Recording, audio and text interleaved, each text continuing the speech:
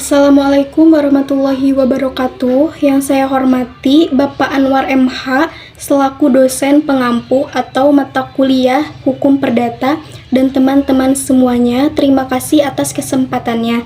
Pada hari ini, hari Senin tanggal 8 Juli 2024, saya Siska Nurasana dengan NIM 222309037 akan mempresentasikan hasil makalah saya yang berjudul Perikatan dan Perjanjian.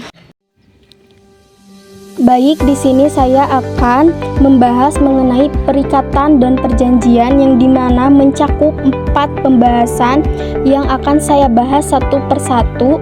Yang pertama ada istilah dan pengertian perikatan, kedua pengaturan hukum perikatan, dan yang ketiga sumber-sumber perikatan, kemudian yang terakhir keempat syarat-syarat perjanjian. Baik, di sini saya akan bahas terlebih dahulu mengenai istilah dan pengertian perikatan yang bisa kita lihat ya di sini di PowerPoint ini. Istilah perikatan menurut Profesor Dr. Subekti SH menggunakan istilah verben tennis untuk perkataan perikatan. Untuk membahas lebih jauh di sini ada kata verben tennis ya. Istilah verben tennis itu berasal dari bahasa Belanda. Kemudian penggunaan istilah verben tennis untuk perkataan perikatan memiliki maksud yang sama. Istilah verben tennis digunakan sebagai sinonim untuk perikatan dalam konteks hukum. Kemudian dalam hukum perdata, kedua istilah ini merujuk pada kewajiban atau hubungan hukum antara dua pihak yang saling mengikat untuk melakukan atau tidak melakukan sesuatu sesuai dengan kesepakatan yang telah dibuat. Jadi, secara umum, kedua istilah tersebut memiliki arti yang serupa dalam konteks hukum perdata. Kemudian di sini ada pengertian perikatan. Hubungan hukum antara dua pihak, di mana pihak yang satu berhak menuntut sesuatu dari pihak yang lain, dan pihak yang lain berkewajiban memenuhi tuntutan tersebut. Baik, dalam konteks ini terdapat dua elemen utama yang terlibat dalam perikatan, yaitu pihak yang memiliki hak atau bisa kita sebut kreditur dan pihak yang memiliki kewajiban yaitu debitur. Kreditur memiliki hak untuk menuntut sesuatu seperti pembayaran atau pelaksanaan suatu perjanjian, sedangkan debitur memiliki kewajiban untuk memenuhi tuntutan yang diajukan oleh kreditur. Dengan kemudian, perikatan menciptakan keseimbangan hak dan kewajiban antara pihak-pihak yang terlibat dalam hubungan hukum tersebut. Baik, itu pembahasan mengenai istilah dan pengertian perikatan. Kemudian yang kedua, ada pengaturan hukum perikatan yang bisa kita lihat ya di sini di PowerPoint ini. Hukum perikatan diatur dalam buku 3 KUH Perdata yang pengaturannya menganut sistem terbuka, yang artinya setiap orang bebas melakukan perjanjian baik yang sudah diatur maupun belum diatur dalam undang-undang. Nah, di sini sistem terbuka dalam hukum perikatan berarti bahwa setiap orang memiliki kebebasan untuk melakukan perjanjian, baik yang sudah diatur maupun yang belum diatur dalam undang-undang ya. Dengan sistem terbuka ini, pihak-pihak yang terlibat dalam suatu perikatan memiliki kebebasan untuk menentukan ketentuan-ketentuan perjanjian mereka sesuai dengan keinginan masing-masing, selama tidak bertentangan dengan hukum yang berlaku. Hal ini memberikan fleksibilitas dan kebebasan bagi individu atau badan hukum untuk menjalankan transaksi bisnis atau hubungan hukum lainnya sesuai dengan kebutuhan dan kesepakatan bersama.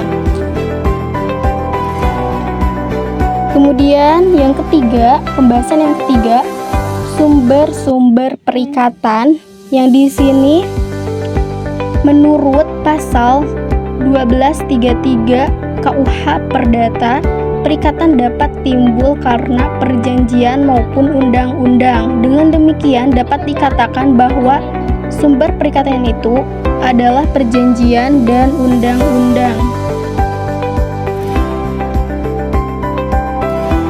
Nah, dengan demikian dapat dikatakan bahwa sumber perikatan berasal dari perjanjian antara pihak-pihak yang terlibat dan juga dari ketentuan undang-undang yang mengatur hubungan hukum antara mereka.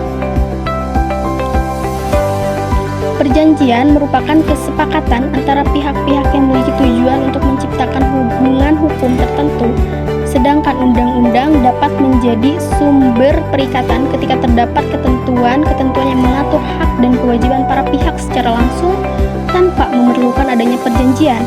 Dengan demikian, baik perjanjian maupun undang-undang memiliki peran sebagai sumber terciptanya perikatan dalam hukum perdata.